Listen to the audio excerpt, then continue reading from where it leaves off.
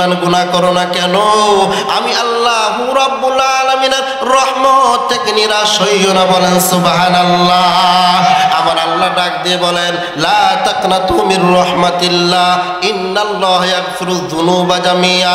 হে আমার বান্দারা রে, তুমি কি পরিমাণ গুনাহ করেছো বলো না? তোমার গুনার পরিমাণ কি জমিন থেকে আসমান পর্যন্ত হয়ে গেছে নাকি?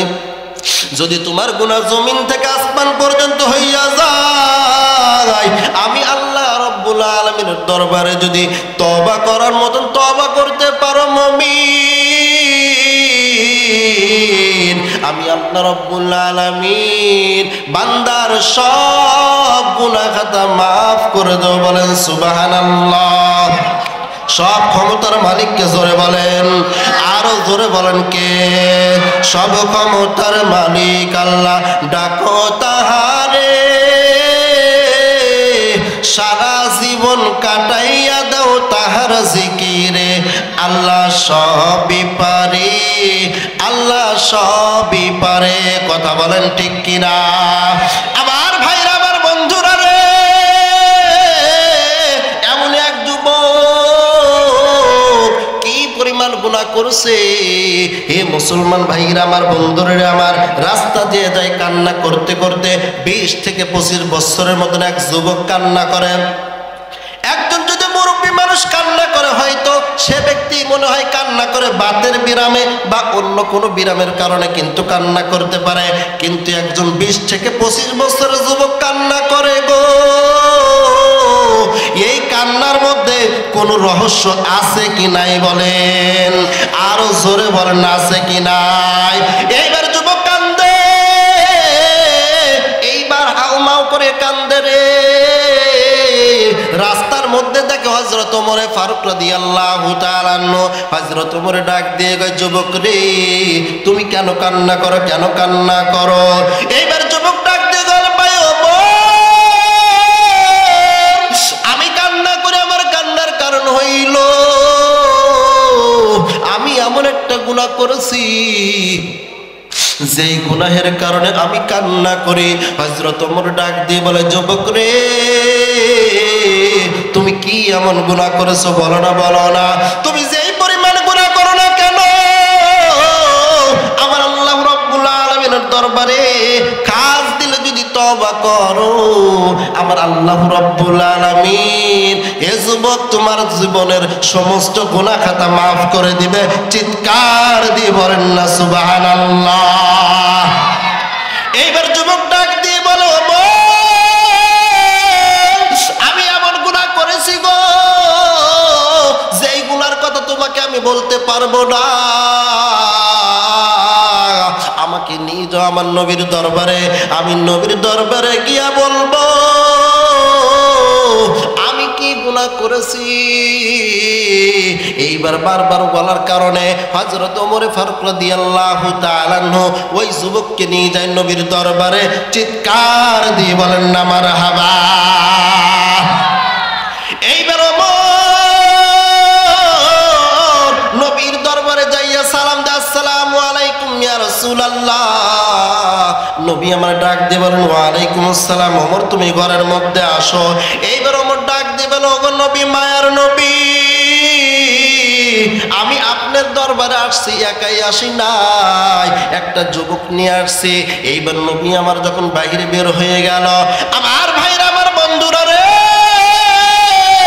বাইরে বের হওয়ার পর নবী আমার লক্ষ্য করে দেখে 20 থেকে 25 বছরের মধ্যে একজন যুবক, ওই যুবক কান্না করতে ঝাউমাউ করিয়া।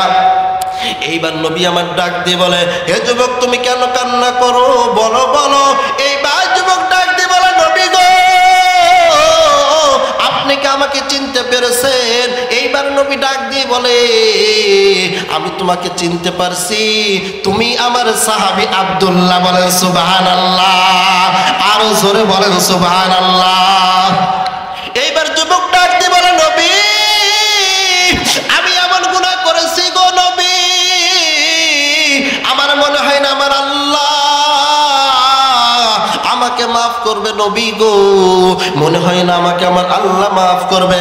নবী ডাক দিয়ে বলে, যুবক রে, তুমি কি এমন গুনাহ করেছো যে আমার আল্লাহ মাফ করবে না?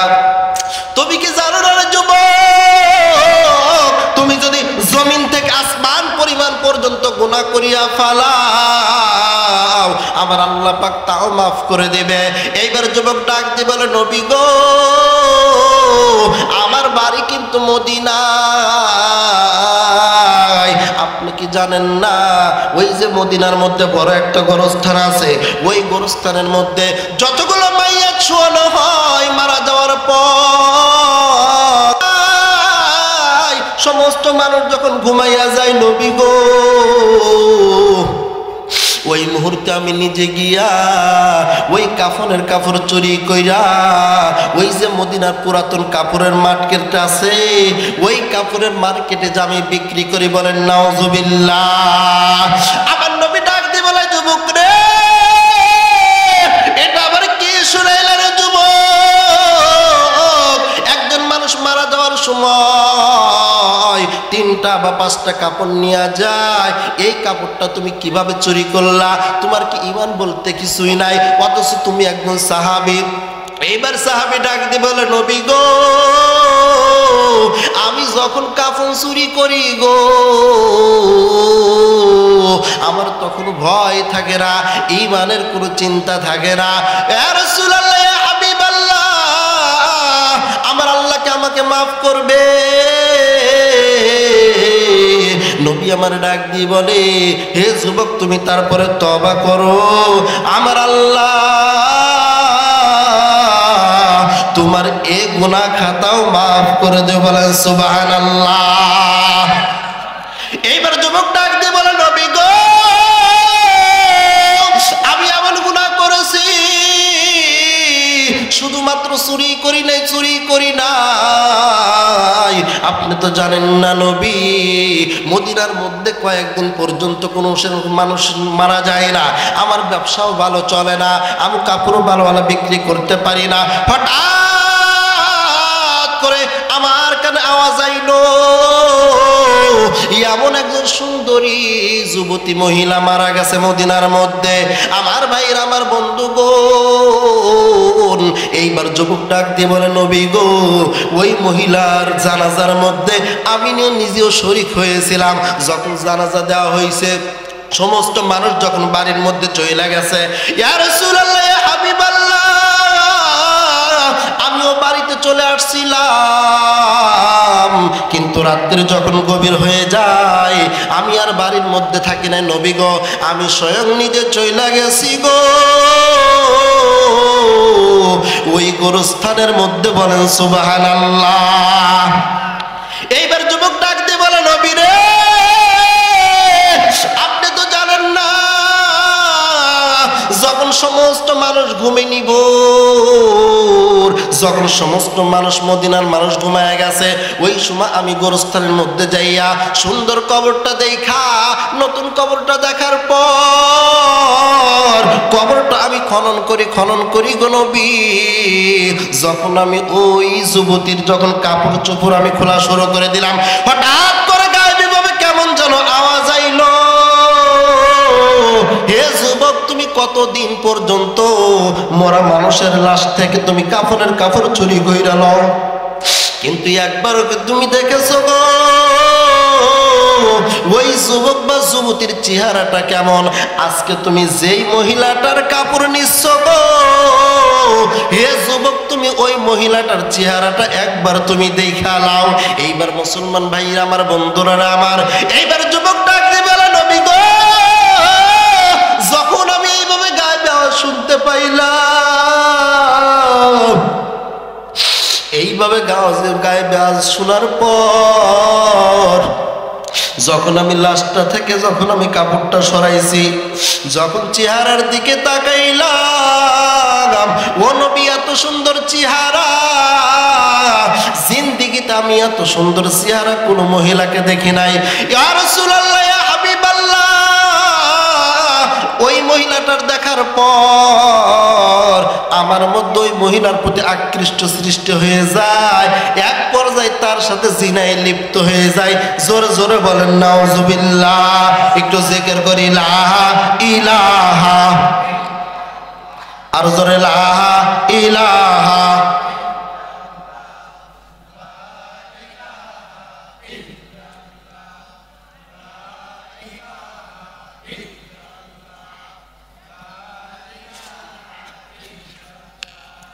লা ইলাহা ইল্লাল্লাহ, লা ইলাহা।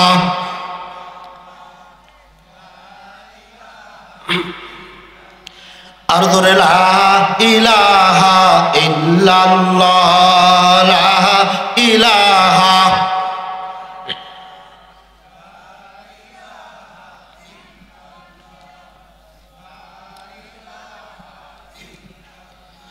আমার ভাইরা, আমার বন্ধুরা রে, এইবার নবী ডাক দিয়ে বলে, যুবক রে, তুমি কি শোনাইলা, কি শোনাইলা? তুমি আমার দরবার থাকতে পারবা না, আমার দরবার থেকে তুমি এখনই চইলা যাও। এইবার মুসলমান ভাইরা, আমার বন্ধুরা, আমার যুবক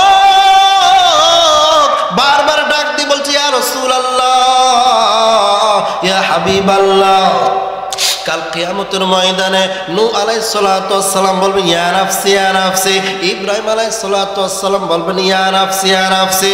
মূসা আলাইহিস সালাতু ওয়াস সালাম বলবেন, ইয়া নাফসি ইয়া নাফসি। সমস্ত নবী বলবে, ইয়া নাফসি ইয়া নাফসি, আমাকে বাঁচাও, আমাকে বাঁচাও। শুধুমাত্র আপনার নবী বলবেন, ইয়া উম্মতি, ইয়া উম্মতি। বলেন সুবহানাল্লাহ। এইবার যুবক নবীকে ডাক দিয়ে বলে, নবী গো, ওই কঠিন মুহূর্তেও যদি আপনি উম্মতকে না বলেন গো, তাহলে আমি কি রকম বিপদে পড়লাম। আপনি আমাকে তাড়িয়ে দিচ্ছেন, আমাকে তাড়াতে পারেন না। আমাকে তওবা করাইয়া দেন, আমি তওবা করিয়া খাস মুসলমান মুমিন হয়ে যাব। চিৎকার দিয়ে বলেন সুবহানাল্লাহ। আমার নবী ডাক দিয়ে বলে, যুবক রে, তুমি যেই গুনাহ করেছো আমি তোমার জন্য তওবা করতে পারবো না, আমি তোমাকে তওবা করাতে পারবো না। তুমি আমার দরবার থেকে চইলা যাও। আমার ভাইরা, আমার বন্ধুগণ, দিলের কান্ডা লাগায় শোনেন। এইবার যখন যুবক এক দৌড় দিয়ে মদিনার মধ্যে পাহাড়ের মধ্যে চইলা গেছে, একদিন চলে যায়, 2 দিন চলে যায়, এইরকম করতে করতে 40টা দিন চলে যায়। আমার আল্লাহ রাব্বুল আলামিন জিবরাইলকে ডাক দিয়ে বলে, জিবরাইল রে, ওই দেখো আমার বান্দা আব্দুল্লাহ আমার জন্য এত কান্না করছে গো। আমি আল্লাহ রাব্বুল আলামিন আব্দুল্লাহর প্রতি এত সন্তুষ্ট হয়েছি, আমি আব্দুল্লাহর জিন্দেগীর তামাম গুনাহ মাফ করিয়া দিছি। বলেন সুবহানাল্লাহ। আবার আল্লাহ ডাক দিয়ে বলেন, ইল্লা মান তাবা ওয়া আমানা ওয়া আমিলা সালিহান ফাউলাইকা ইউবাদদিরুল্লাহু সাইয়্যাতিহিম হাসানাত। বান্দা, তুই কি পরিমাণ গুনাহ করছো? তোমার গুনাহ যদি পাহাড় পর্যন্ত হয়ে যায়, এরপরে যদি তুমি তওবা করো, আমল করতে পারো, ইল্লা মান তাবা ওয়া আমানা ওয়া আমিলা সালিহান ফাউলাইকা ইউবাদদিরুল্লাহু সাইয়্যাতিহিম হাসানাত। আমার আল্লাহ ডাক দিয়ে বলেন, ওই বান্দার আমি আল্লাহ রব্বুল আলামিন সব গুনাহ মাফ করে দেব। বলেন সুবহানাল্লাহ।